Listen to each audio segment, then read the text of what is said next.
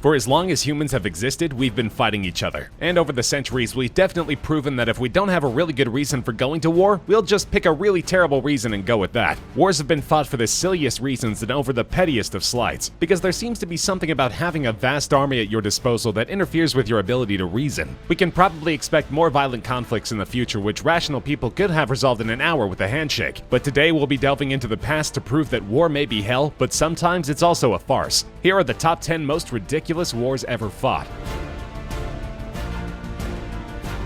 Australian farmers had it particularly bad in the early 1930s. Between a lack of government support and declining wheat prices after the Great Depression, it was becoming increasingly hard to put food on their own tables. And in 1932, things got much worse when a plague of emus descended on the countryside. These giant flightless birds laid waste to every crop in their path. And finally, the Australian government decided to do something about it. Unbelievably, that something was to support the farmers in literally going to war with the birds, giving them access to Lewis machine guns and ammunition, and briefings on military strategy from top Australian army brass. But unfortunately, emus are much more agile, intelligent, and durable than anyone had given them credit for. The birds quickly learned the distance at which the farmers' machine guns became inaccurate, and even when hit, they proved extremely difficult to kill. One was even shot 5 times before finally being done in by a passing truck. All told, the farmers' militia only managed to kill about 1,000 of the estimated 20,000 birds which comprised the hostile force, and the invading flocks only vacated the area because they ran out of crops to eat. An army general would later remark that if they could arm the emus, they'd have a force that could face any army in the world. Not only did Australia go to war with nuisance flightless birds, they lost decisively. In 1325, the Italian city-states of Modena and Bologna were involved in a conflict which was part of a larger struggle occurring between the city-states of the region for centuries prior. Known as the War of the Bucket, the conflict was provoked when Modenese soldiers, who had been clashing with the Bolognese for months leading up to the incident, stole an oaken bucket from a city well in Bologna, which apparently was the kind of grievous offense that simply would not stand in the 14th century. The Bolognese demanded the bucket's return, and when the demand went unfulfilled, they declared war. During the conflict's only battle, the Battle of Zappolino, 7,000 Bolognese marched to defend the walls of their city, only to be met by 32,000 Modenese soldiers, who swiftly routed the outmatched force. Some accounts say that the Modenese even snatched another bucket from outside the city walls just for good measure, but this is unverified. However, that a bucket started the conflict is not in dispute. It still exists, and is on display in Modena to this day.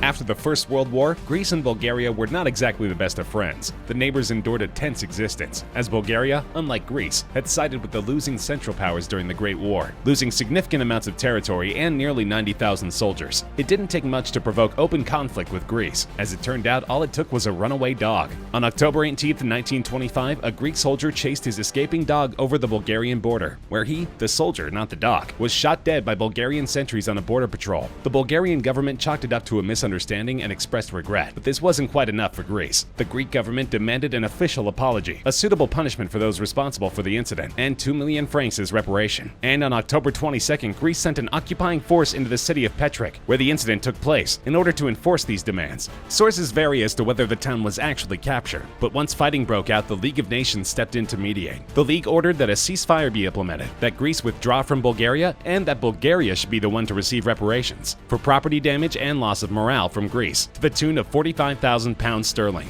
Both countries accepted the resolution, but the Greek government wasn't exactly thrilled.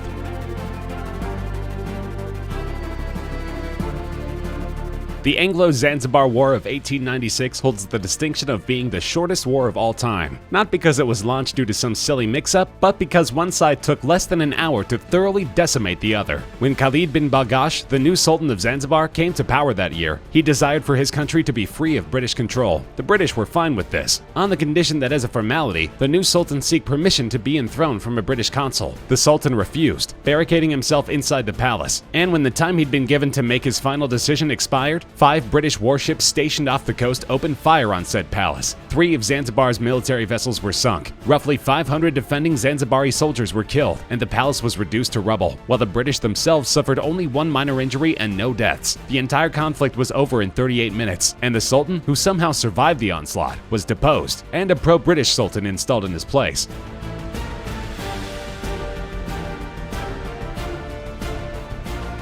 The Anglo-Zulu War of 1879 was provoked by the strangest of things, a pair of runaway wives. On separate occasions, two wives of Zulu King Sahau Kazanga escaped the kingdom and hid in British territory. Both times they were tracked down by the king's brother and sons, who hauled them back to Zululand, where in accordance with Zulu law they were put to death. The incursion into British territory didn't sit well with Her Majesty's government, however, and the Brits presented the Zulus with a laundry list of impossible demands they would have to meet in order to avoid a full-on conflict. These demands included the surrender of the responsible parties to the British, extravagant payments of hundreds of heads of cattle, and the complete disbandment of the Zulu army. Predictably, the Zulu king was unable to comply, and the British subsequently invaded. The bloody conflict claimed the lives of over 6,000 Zulus and 1,700 British, and it could have been totally avoided had the king just taken pains to make his wives happier.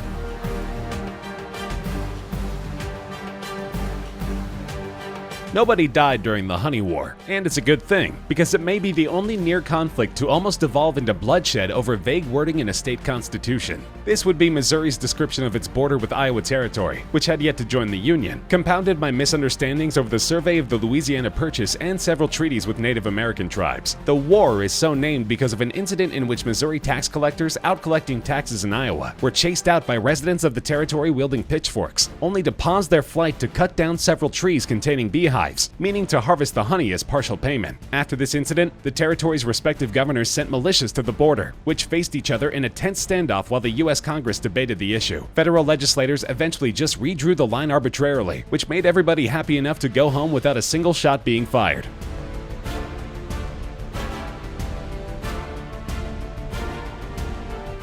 You may have noticed that British imperialism was good for a lot of really odd conflicts, and the War of the Golden Stool is certainly no exception. Upon taking control of Ghana, the British installed Frederick Hodgson as the region's governor. Hodgson became enamored of a golden stool kept by the Ashanti tribe, demanding that they fork it over so that he'd have a proper throne to sit on. However, Hodgson was unaware that this particular stool was steeped in Ashanti tradition and was said to literally contain the souls of all of their ancestors. The Ashanti immediately declared war on any and all British settlers, who were wholly unprepared for such a development.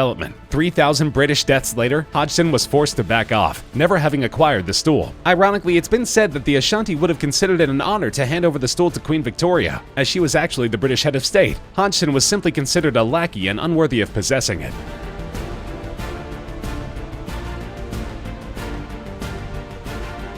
The conflict, which would come to be known as the Pig War, took place in 1859 on the San Juan Islands near Vancouver, Canada. An American farmer living in the area was fed up with a pig which kept sneaking into his garden to eat his potatoes, so he shot the animal, unaware that it was owned by a British settler. The borders were very loosely observed at this time, and when the British attempted to have the man extradited, he sought protection from the U.S. military. 66 American soldiers were dispatched to the island with an order to prevent the British from making landfall there. But the situation continued to escalate until this comparatively tiny force found themselves staring down the enormous barrels of 5 British warships bearing more than 2,000 men. Fortunately, both sides had been given the same order: act only in defense and absolutely positively do not fire the first shot. Amazingly, this led to a war in which the two sides spent several days not lobbing bullets and bombs but insults back and forth, each side attempting to goad the other into breaking protocol and opening fire. Military officials were able to agree to a joint military occupation of the island, with token forces of no more than 100 men, until the border dispute was resolved, which only took the next 12 years.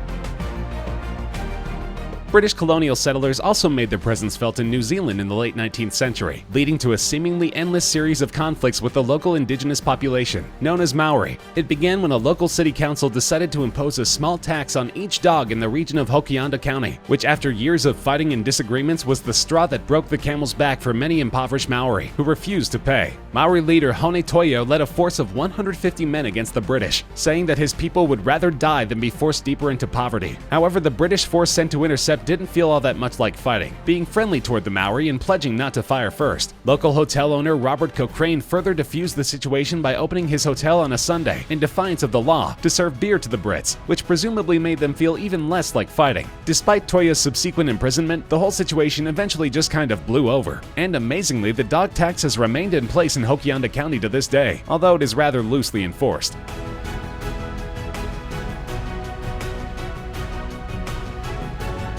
Tensions between the neighboring countries of El Salvador and Honduras were simmering for years before the conflict, which would come to be known as the Football War. Migration and land disputes had been ongoing, but the 1969 World Cup qualifier between the two countries, which El Salvador won, pushed these tensions to the boiling point. El Salvador formally resolved diplomatic ties with Honduras the day of the final decisive match, not a good sign, and a violent riot took place afterward, which El Salvador took as its cue to invade its neighbors. It was an intense skirmish in which 3,000 died and an additional 300,000 were left without homes, but it was also a short one, as the Organization of American States stepped in after only 4 days to negotiate a ceasefire. Despite the fact that a formal peace treaty was signed between the two nations, the land disputes which were the underlying cause of the conflict were never resolved, meaning that technically, the football war is still ongoing.